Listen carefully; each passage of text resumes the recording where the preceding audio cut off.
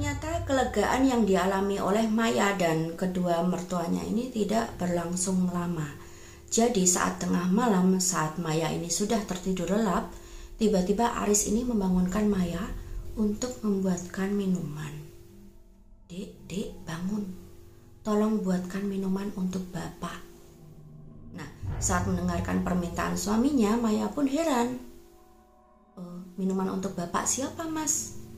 Lalu si Aris ini pun bercerita, ada bapakmu datang, mau ngajak aku jalan-jalan, tolong buatkan minuman. Nah, Maya ini pun ketakutan karena bapak dari Maya ini sudah lama meninggal, sudah almarhum.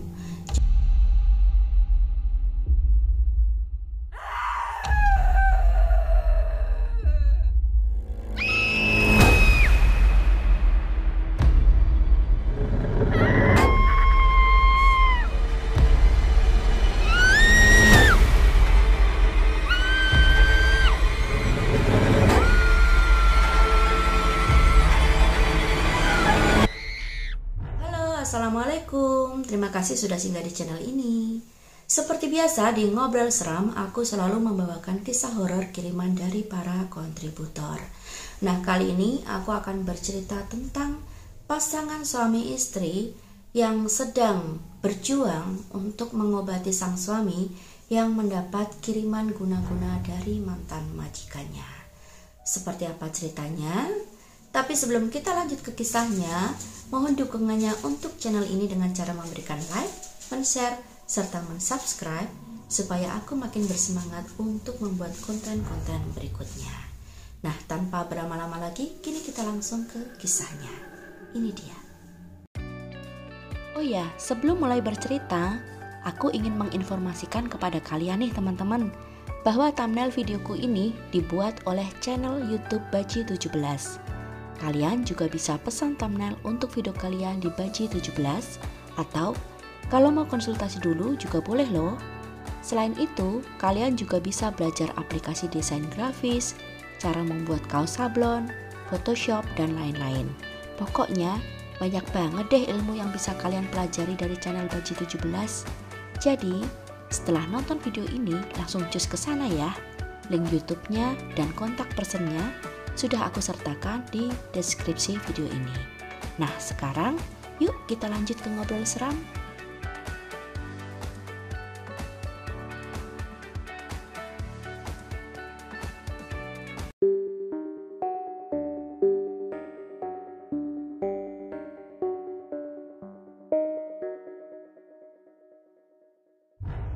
Kisah ini dikirimkan oleh Maya dan Aris yang berdomisili di kota Semarang, Jawa Tengah. Mereka ini sepasang suami istri yang membuka bisnis toko parfum. Nah, pada akhir bulan September tahun 2021, Aris ini tiba-tiba merasakan sakit yang luar biasa sehingga membuatnya tidak bisa bekerja. Jadi Aris ini tidak bisa buang air besar, buang air kecil maupun buang angin, sehingga kotoran yang berada di tubuhnya ini tidak bisa dikeluarkan. Setelah mengalami kesakitan selama berhari-hari, Maya pun akhirnya membawa Aris ini untuk berobat ke seorang dokter. Dari dokter ini, Aris memperoleh obat-obatan yang harus dikonsumsinya untuk mengeluarkan kotoran di dalam tubuhnya. Tapi ternyata setelah 3 hari berlalu dan obat-obat yang diberikan itu tidak bekerja, akhirnya Maya ini pun membawa Aris ke dokter berikutnya. Di dokter yang kedua ini pun, Aris juga diberi obat-obatan lagi, dan setelah dikonsumsi selama beberapa hari pun tidak menunjukkan hasil yang menggembirakan. Dan bahkan di tubuh maupun di wajah Aris ini mulai membengkak dan membesar, sehingga keadaan Aris ini semakin memburuk. Akhirnya karena setelah berhari-hari mengalami sakit yang luar biasa, Maya pun membawa suaminya ke rumah sakit. Dan di rumah sakit itu pun akhirnya didiagnosis Aris ini menderita sakit batu ginjal dan harus segera dilakukan operasi. Dan dilakukanlah operasi itu untuk mengeluarkan semua timbunan kotoran di dalam tubuh Aris, dan operasi ini berjalan lancar. Dan setelah pemulihan beberapa hari di rumah sakit itu pun, akhirnya Aris ini pun diizinkan untuk pulang ke rumah karena kondisinya yang sudah sehat. Saat itu Maya sudah merasa senang karena ia mengira kondisi suaminya yang sudah membaik, beranjak pulih dan semoga sehat kembali. Tapi ternyata setelah 5 hari berada di rumah, keanehan mulai terjadi.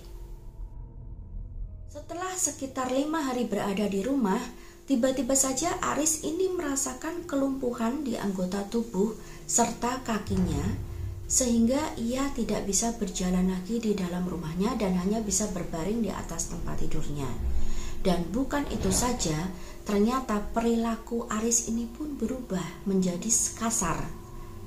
Dan bahkan saat Maya melihat ke wajah suaminya, ia seperti merasakan bahwa itu bukan suami yang dikenalnya.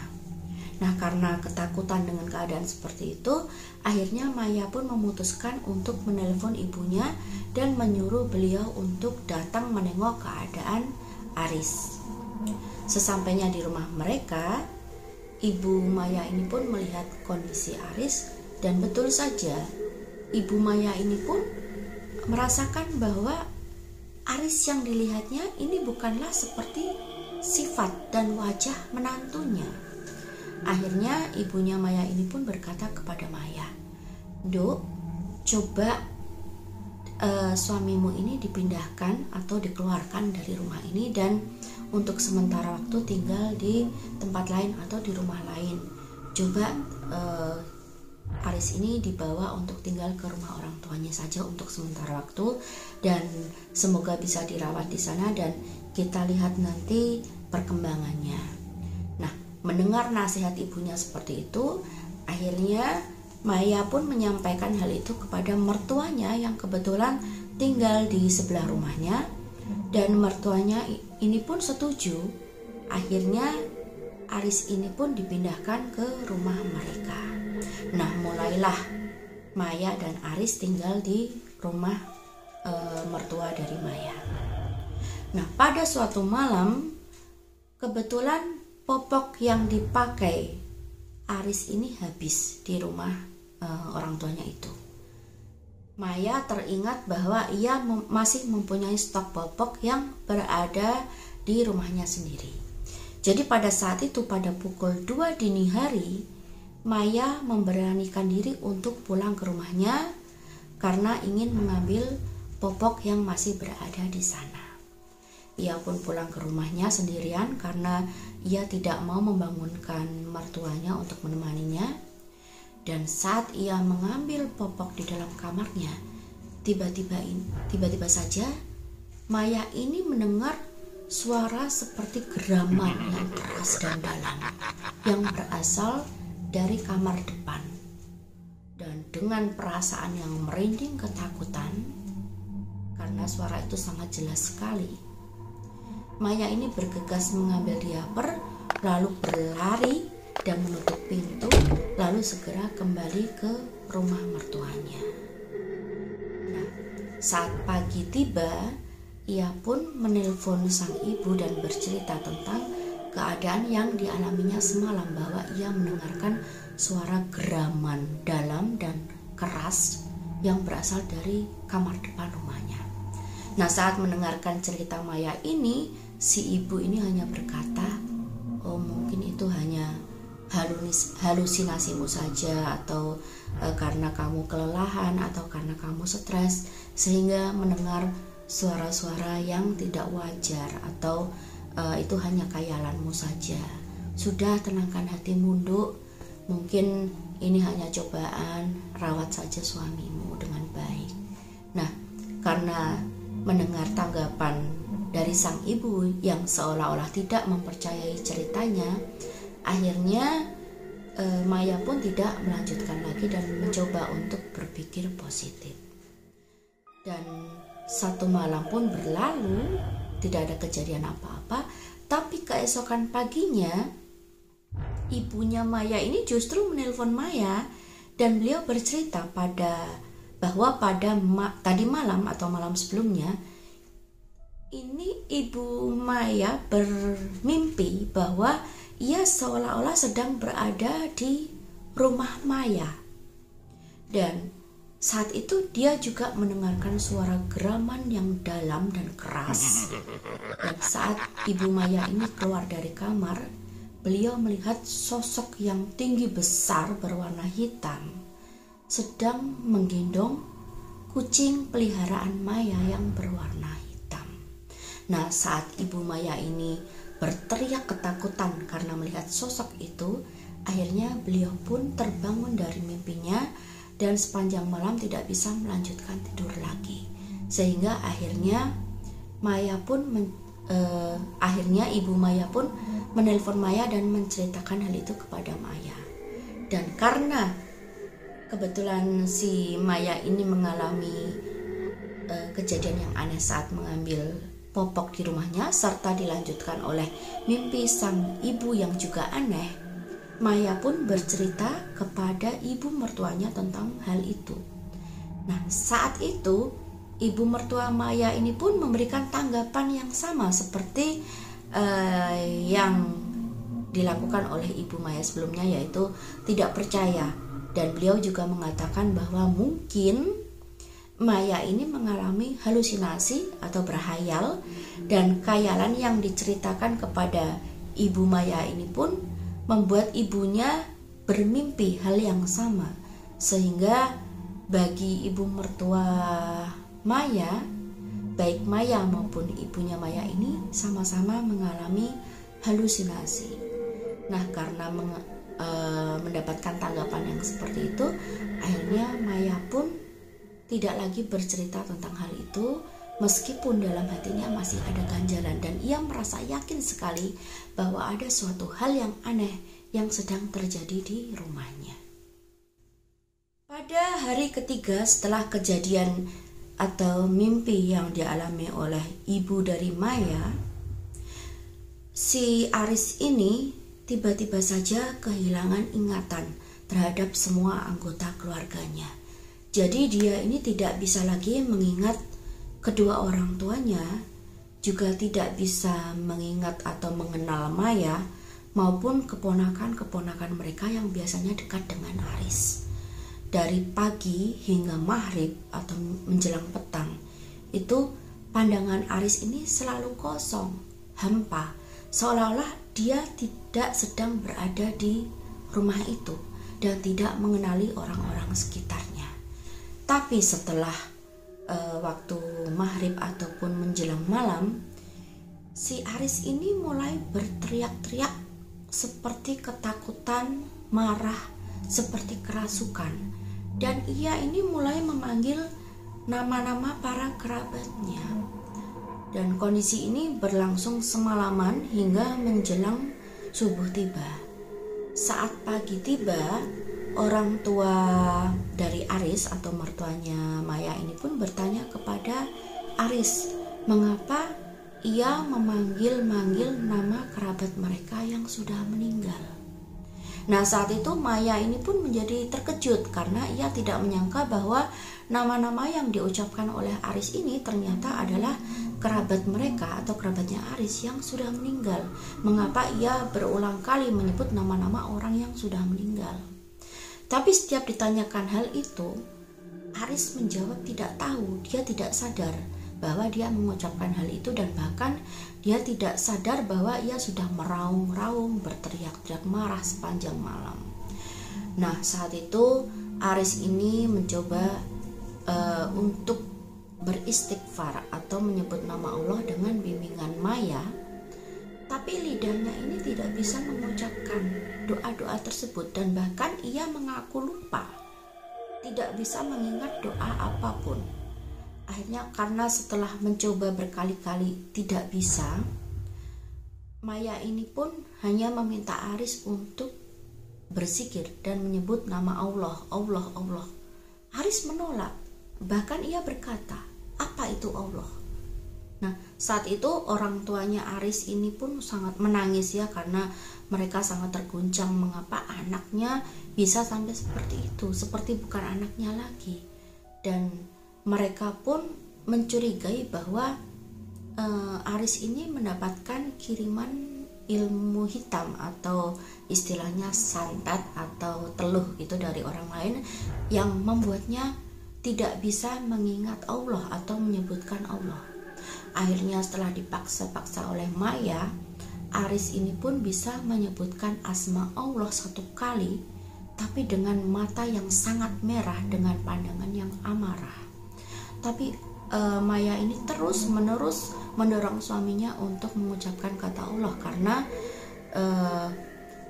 menurut Maya tidak cukup dengan hanya mengucapkan 1 kali, harus berulang-ulang. Tapi dengan paksaan Maya itu membuat Aris malah semakin marah, sehingga tidak lagi mau menyebutkan kata Allah ataupun berdoa lagi. Nah, melihat keadaan seperti itu, orang tua Aris ini pun akhirnya berinisiatif untuk memanggilkan seorang kiai untuk membantu menyembuhkan Aris. Ayah dari Aris pun akhirnya mencari seorang kiai yang bersedia untuk datang ke rumah dan melakukan pengobatan terhadap Aris. Nah, akhirnya kiai ini pun tiba dan mulai membacakan doa-doa. Tapi bukannya ketakutan, Aris ini malah menantang sang kiai dengan berkata-kata kasar dan bahkan memperolok sang kiai tadi. Akhirnya Pak Kiai ini meminta bantuan kepada seluruh keluarga yang berada di rumah Aris, yaitu orang tua Aris serta kakak dan adiknya serta Maya, untuk membacakan doa kepada Aris. Lalu mereka pun membacakan doa bersama-sama, membacakan ayat kursi, hingga Aris ini meraung-raung, menjerit-jerit hingga jatuh pingsan. Nah, setelah Aris ini tak lama kemudian sadar dari pingsannya dan mulai mengenali dirinya kembali, akhirnya sang kiai ini pun berpamitan untuk pulang. Ternyata kelegaan yang dialami oleh Maya dan kedua mertuanya ini tidak berlangsung lama. Jadi saat tengah malam, saat Maya ini sudah tertidur lelap, tiba-tiba Aris ini membangunkan Maya untuk membuatkan minuman. Dek, bangun. Tolong buatkan minuman untuk Bapak. Nah, saat mendengarkan permintaan suaminya, Maya pun heran. Minuman untuk Bapak siapa, Mas? Lalu si Aris ini pun bercerita, ada bapakmu datang, mau ngajak aku jalan-jalan, tolong buatkan minuman. Nah, Maya ini pun ketakutan karena bapak dari Maya ini sudah lama meninggal, sudah almarhum. Jadi bagaimana bisa bapaknya datang ke sana untuk mengajak Aris jalan-jalan? Nah, karena permintaan Aris ini ganjil dan Maya ini takut, akhirnya ia pun memberanikan diri untuk membangunkan ibu mertuanya dan menceritakan hal itu. Bu, Mas Aris ini aneh, dia minta dibuatkan minuman untuk bapakku. Katanya bapak datang untuk menjemput dia untuk diajak jalan-jalan. Nah, saat mendengar hal itu, akhirnya mertuanya Maya ini pun bangunlah dan menuju ke kamarnya Aris. Dan untuk diketahui bahwa saat bapaknya Maya ini masih hidup atau masih ada, beliau ini sangat dekat dengan Aris. Menantunya ini adalah menantu kesayangan. Jadi hubungan mereka berdua ini sangat akrab, sangat dekat, sehingga sebenarnya Maya ini tidak heran bila Aris ini merindukan bapaknya Maya. Tapi kalau Aris ini berkata bahwa ada sosok bapaknya Maya yang datang untuk menjemputnya jalan-jalan, Maya ini pun menjadi ketakutan karena ia tidak merasa yakin bahwa itu adalah Qorin dari bapaknya, karena bapaknya selama ini adalah orang yang taat beragama, taat beribadah, sangat dekat dengan Allah. Ya, lalu mengapa tiba-tiba beliau datang dan mengajak Aris untuk jalan-jalan? Nah, Aris ini yang ngotot bahwa bapaknya Maya ini datang, ia tiba-tiba saja dari tempat tidurnya ini bisa bangkit dan berjalan menuju ke pintu depan dengan gembira, seolah-olah bapaknya Maya ini menunggu di luar dan ingin mengajaknya pergi. Melihat keadaan anaknya seperti itu, ibu dari Aris pun langsung berinisiatif untuk mengambil kitab suci Al-Quran dan mulai membacanya. Saat ibunya ini membaca kitab suci Al-Quran, Aris ini berteriak-teriak, menangis seperti anak kecil dan memaksa untuk ikut bapaknya Maya yang menunggu di luar. Lalu ibunya ini terus membaca tanpa menghiraukan tangisan dan jeritan Aris ini. Dan entah mengapa Aris ini bergerak kembali masuk ke dalam kamarnya, lalu berbaring lagi seperti semula meskipun ia masih menangis merengek. Dan setelah itu keadaannya kembali seperti semula, seolah-olah lumpuh dan tidak bisa digerakkan kembali anggota badannya. Keanehan-keanehan yang terjadi ternyata bukan hanya pada diri Aris, tapi juga pada rumah milik mereka. Jadi, tetangga sekitar rumah mereka atau rumahnya Maya dan Aris ini mengatakan atau menegur Maya supaya menghidupkan lampu di rumahnya pada saat gelap atau menjelang malam. Jadi menurut mereka, rumah Maya dan Aris ini selalu gelap saat malam hari dan mereka meminta Maya untuk menyalakan lampunya. Padahal menurut Maya, sebelum waktu maghrib tiba atau sebelum gelap, ia selalu pulang ke rumahnya untuk menyalakan semua lampu, sehingga rumahnya menjadi terang benderang. Tapi ternyata apa yang dilihatnya itu tidak sama seperti apa yang dilihat oleh orang lain. Mereka selalu melihat keadaan rumah itu kosong dan gelap gulita. Nah, karena keanehan-keanehan itu, akhirnya Maya pun meminta bantuan kepada bulenya atau tantenya. Jadi kalau sebutan di Jawa, tante itu bule, dan bule ini adalah adik dari ibunya Maya. Jadi Maya meminta bantuan beliau untuk mencarikan orang pintar atau istilahnya paranormal gitu ya, untuk melihat apa sebenarnya yang terjadi di dalam rumah mereka dan apa yang menimpa terhadap Aris. Nah, akhirnya suatu hari bulenya Maya ini pun datang ke rumah mereka bersama dengan salah seorang paranormal. Dan menurut paranormal itu, semua kejadian ini berawal dari ulah mantan majikan dari tempat Aris bekerja sebelumnya. Jadi mantan majikan atau mantan bos Aris inilah yang mengirimkan semua istilahnya santet ya atau gangguan-gangguan ini kepada keluarga mereka. Menurut penuturan dari paranormal ini, mantan majikan atau mantan bos Aris mengirimkan 3 sosok makhluk halus ke dalam rumah mereka, yaitu sosoknya berwujud genderuwo yang ditaruh di kamar, serta sosok pocong yang berada di dapur, dan satu lagi sosok anak kecil yang berada di kamar mandi mereka. Dan biasanya sosok inilah yang suka bermain-main dengan kucing peliharaan Maya. Nah, saat mendengarkan penuturan paranormal tersebut, Maya dan suaminya pun menjadi kaget karena kenapa mantan majikan Aris ini tega berbuat seperti itu. Padahal sebelumnya Aris ini sudah bekerja kepada dia sekitar 10 tahun lamanya, dan bahkan dengan gaji yang di bawah UMR kota mereka serta sering dicicil. Dan bahkan saat Aris ini keluar dari tempat kerjanya itu, bosnya ini belum membayar gajinya sebanyak 5 juta.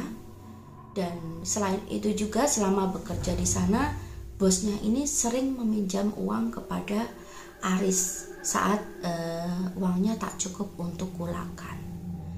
Nah, itulah hal-hal yang membuat Aris dan Maya ini tidak habis pikir mengapa setelah kebaikan-kebaikan atau pengabdian yang Aris lakukan terhadap bosnya itu, malah justru bosnya ini menginginkan Aris ini mati, entah dengan tujuan apa.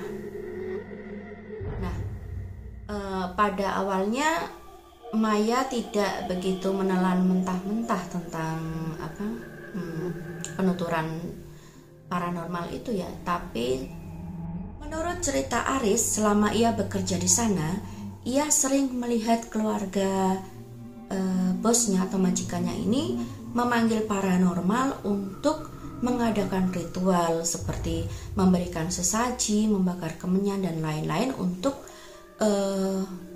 memagari toko mereka. Jadi seolah-olah mereka ini merasakan setiap kali tokonya ini sepi berarti ulah dari orang lain dan mereka berusaha untuk mencelakai orang tersebut. Dan ini sering terjadi berkali-kali. Dan hal ini bukan hanya dilakukan oleh mantan majikan dari Aris, tapi ternyata juga oleh seluruh keluarganya secara bergantian. Misalnya bila bosnya Aris ini tidak berhasil melakukan, maka kakaknya atau bapaknya yang berikutnya akan melakukan hal tersebut. Jadi keluarga ini memang terbiasa berurusan dengan ilmu hitam yang bertujuan untuk mencelakai orang lain. Selama Aris ini sakit, gangguan-gangguan di dalam rumahnya terus-menerus muncul, seperti misalnya penampakan-penampakan yang terlihat, lalu juga suara seperti ledakan balon yang meletus di dalam kamar mereka. Dan setelah Maya ini menanyakan kepada sang kiai sebenarnya apa suara letusan tersebut, ternyata kiai ini berkata bahwa keluarga dari mantan majikannya ini masih berusaha mengirimkan guna-guna atau santet untuk semakin mencelakakan suaminya. Tapi karena rumah itu sudah dipagari atau istilahnya didoakan gitu untuk menangkal hal-hal itu, hingga terjadi bentrokan energi yang menimbulkan suara yang keras seperti ledakan itu.